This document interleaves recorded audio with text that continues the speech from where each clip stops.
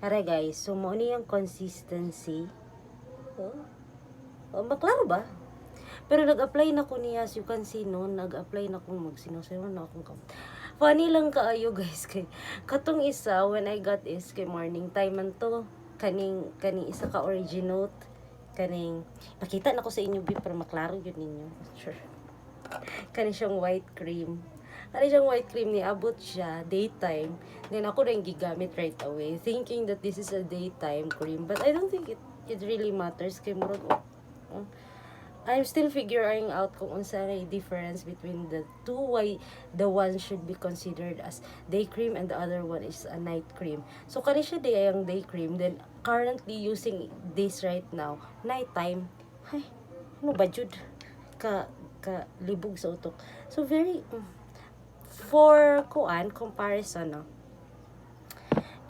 Murag same naman sila texture and nice siya both sa skin. Murag same sila og effect nga kung kanang ina na makuan siya, mababad siya sa skin.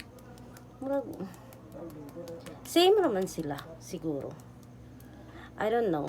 Ako sang basahon ilang kuan. Other than ang difference kay kani siya is naa siya hyalocera and this one is ang iyaha is niacinamide.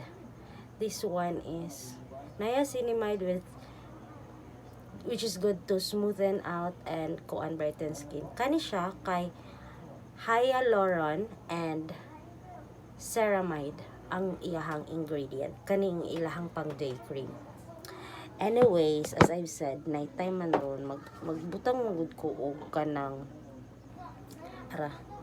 retinol. I don't know kung okay ba nga iusa ni sila sa isa ka video but I just wanna show kung unsa akong ginabuhat jud since dili ko every night magbutang og kuan ha retinol kanang every 2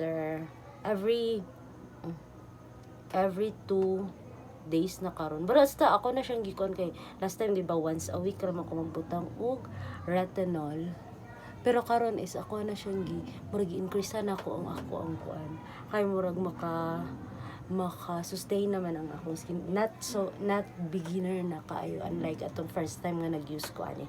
Anyways, back to the topic.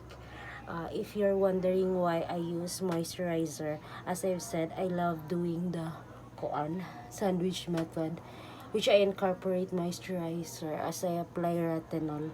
So, kato siya guys is serum. Diba? Akong gigamit ganiha. Serum and this is the cream.